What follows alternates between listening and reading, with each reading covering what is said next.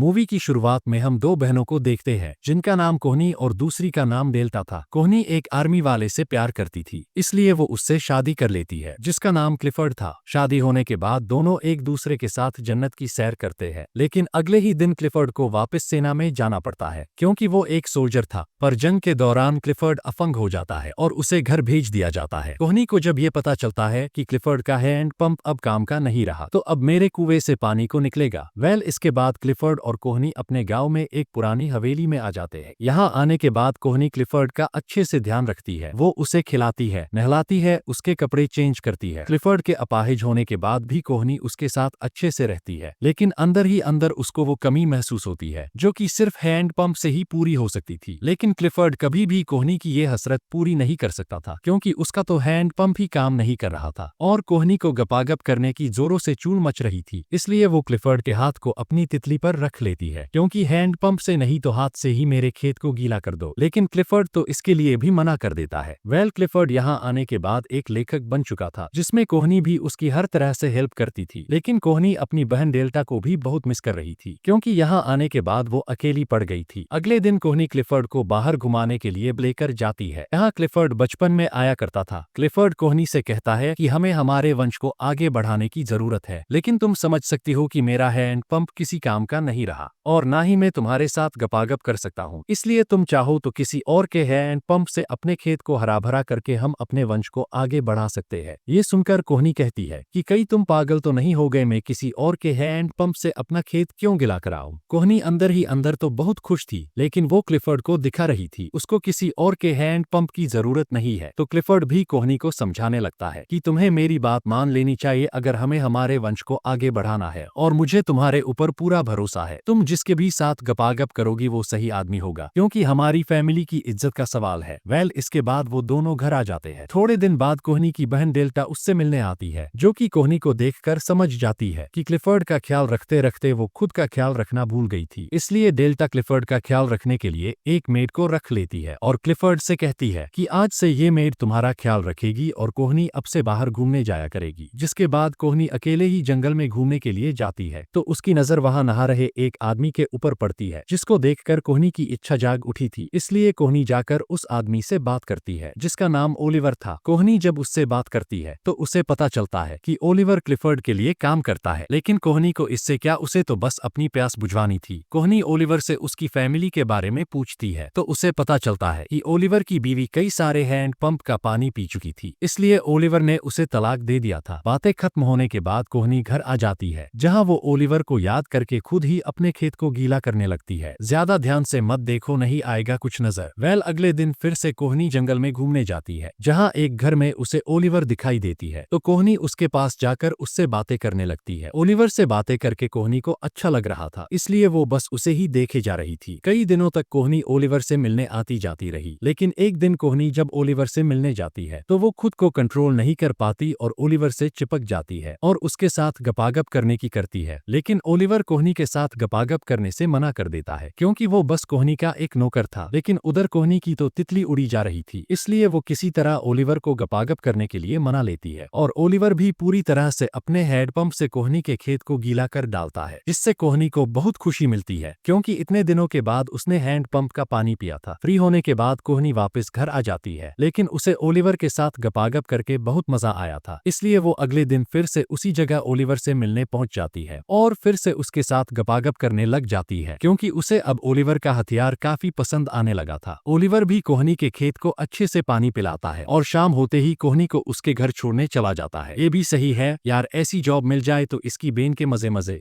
इसी तरह हर रोज कोहनी अपने खेत को गीला करवाने के लिए ओलिवर के पास जाने लगी, जिससे कोहनी को अब ओलिवर के हैंड पंप की लत लग चुकी थी, इसलिए वो हर वक्त ओलिवर के साथ रहने लगी। दोनों को जहाँ भी जगह मिलती वही युद्ध शुरू हो जाता था, कभी जंगल में तो कभी कहाँ। ऐसे ही ओलिवर कोहनी को खुश रखने लगा। थोड़े दिन बीत जाने के बाद कोहनी खुद को नोटिस करती है कि उसके तरबूज अब पहले से ज्यादा बड़े हो चुके हैं, यानी कि अब कोहनी प्रेग्नेंट हो चुकी थी। इसलिए वो अगले दिन क्लिफर्ड से कहती है कि मैं और मेरी बहन डेट के आर्ट शो को देखने के लिए लंदन जा रहे हैं। तो क्लिफर्ड भी समझ जाता है कि शायद कोहनी ने वंश को आगे बढ़ाने वाली बात मान ली है, इसलिए वो लंदन जा रही होगी। लेकिन उस बेचारे को क्या पता कि वो मटका तो उसके ही नौकर ने भरा है। लेकिन क्लिफर्ड के सामने वो ये दिखाना चाहती थी कि वो मटका लंदन के किसी रईस आदमी का है। वेल इससे क्लिफर्ड काफी खुश था क्योंकि अब उसका वंश आगे बढ़ने वाला था। रात को कोहनी ओलिवर से मिलने जाती है और उसे बताती है कि वो बाहर जा रही है और 1-2 महीने बाद वापस आएगी, और कोहनी उसे ये भी बताती है कि मैं प्रेग्नेंट हूँ और मैंने इसके बारे में क्लिफर्ड को बता दिया है। तो ओलिवर कोहनी से कहता है कि आखिर तुमने क्लिफर्ड को क्या बताया कि इस बच्चे का असली बाप कौन है। तो कोहनी बताती है कि मैं इसीलिए तो बाहर जा रही हूँ ताकि क्लिफर्ड को लगे कि ये किसी पैसे वाले का बच्चा है, ताकि उसे तुम पर शक ना हो। ये सुनकर ओलिवर गुस्सा हो जाता है और कोहनी से कहता है कि तुम मेरे पास हैंड पंप चलाने इसलिए आती थी ताकि तुम्हें बच्चा मिल सके, और तुमने मेरा फायदा उठाया है। और वो कोहनी को जोर जोर से सुनाने लगता है, जिससे कोहनी गुस्सा होकर वहां से चली जाती है, लेकिन अपनी डायरी ओलिवर के पास ही भूल गई थी। अगले दिन कोहनी क्लिफर्ड को घुमाने के लिए बाहर लेकर जाती है, लेकिन एकदम से क्लिफर्ड की गाड़ी फंस गई थी, इसलिए क्लिफर्ड ओलिवर को हेल्प करने के लिए बुलाता है, जहां कोहनी ओलिवर से चुपके से बात करने की ट्राई करती है और ओलिवर उसे इग्नोर करके वहां से चला जाता है, जिससे कोहनी भी क्लिफर्ड पर काफी गुस्सा होती है क्योंकि वो थक चुकी थी क्लिफर्ड की हेल्प करते करते। इसलिए कोहनी रात को वापस से ओलिवर से मिलने उसके घर जाती है, जहां जाकर वो उससे सॉरी बोलती है और ओलिवर को बताती है कि मैं तुम्हारे पास बच्चे के लिए नहीं आती थी, मैं तुमसे प्यार करने लगी हूँ और मैं तुम्हारे बिना नहीं रह सकती, चाहे इसके लिए मुझे क्लिफर्ड को तलाक ही क्यों ना देना पड़े। दोनों आपस में बातें कर ही रहे थे कि तभी बारिश होने लगती है, तो कोहनी बिना कपड़ों के बारिश में नहाने चली जाती है और ओलिवर भी उसी के साथ दौड़ जाता है। उधर हवेली में क्लिफर्ड कोहनी के ना आने की वजह से परेशान हो रहा था, इसलिए वो उसकी नौकर को कोहनी को ढूंढने के लिए जंगल में भेजता है। नौकरानी जब जंगल में जाती है तो उसे कोहनी और ओलिवर एक साथ मजे करते हुए दिख जाते हैं, इसलिए वो नौकर जल्दी से कोहनी को लेकर घर जाती है। जहां जाने के बाद क्लिफर्ड कोहनी पर काफी गुस्सा होता है, जिससे कोहनी भी क्लिफर्ड से नाराज होकर बिना जवाब दिए वहां से चली जाती है। अगले दिन कोहनी की बहन डेल्टा उसे लेने के लिए आ गई थी। डेल्टा को देखकर कोहनी काफी खुश होती है और कोहनी उसे ओलिवर के बारे में भी बता देती है कि कैसे वो ओलिवर के हैंड पंप से खेलती है और वो उससे प्यार करने लगी है। लेकिन डेल्टा ये सुनकर हैरान थी कि कोहनी को प्यार करने के लिए बस एक नौकर ही मिला, इसलिए वो कोहनी पर गुस्सा होती है और उसे ओलिवर को छोड़ने की बोलती है, लेकिन कोहनी ओलिवर को छोड़ने से मना कर देती है और जाने से पहले उससे मिलने की बोलती है। इसके बाद डेल्टा क्लिफर्ड को जाने की बोलकर कोहनी के साथ वहां से निकल जाती है, लेकिन जाने से पहले कोहनी डेल्टा को ओलिवर से मिलवाने के लिए लेकर जाती है, जहां डेल्टा ओलिवर से बोलती है कि तुम दोनों का राज इस झोपड़े तक ही है, लेकिन जब ये बात क्लिफर्ड को पता चलेगी तो वो तुम्हें नौकरी से निकाल देगा। उसके बाद तुम कोहनी को कैसे खुश रखोगे? हैंड पंप से कोहनी के खेत को गीले करने तक ही ये सही है, लेकिन तुम कोहनी को बिना पैसों के कैसे खुश रखोगे? ये कहकर डेल्टा वहां से चली जाती है। डेल्टा की बात को ओलिवर भी समझ चुका था, इसलिए वो कोहनी से कहता है कि हमें हमारे फ्यूचर के बारे में सोचना पड़ेगा, लेकिन कोहनी को तो बस गपागप करके खुशी मिलती थी और वो कल जाने वाली थी, इसलिए वो आखिरी बार ओलिवर के साथ मिलकर गपागप करके अपने खेत को पानी पिला लेती है। अगले दिन सुबह डेल्टा कोहनी को लेने के लिए आ चुकी थी, इसलिए ओलिवर लास्ट बार कोहनी को बाय बोलता है और कोहनी अपनी बहन के साथ अपने घर आ जाती है, जहां भी कोहनी खुद को बहुत अकेला महसूस कर रही थी। दूसरी तरफ ओलिवर के बाहर जाने के बाद उसकी वाइफ का भाई उसके घर आकर इधर उधर मुंह मारने लगता है, तो उसे वहां कोहनी के कुछ कपड़े और उसकी लिखी हुई बुक मिलती है, जो कि वही रह गई थी। जिसके बाद वो सारे गाँव वालों को ये बता देता है अपनी मालकिन का चक्कर ओलिवर के साथ चल रहा है, और ये बात पूरे गाँव में आग की तरह फैल जाती है।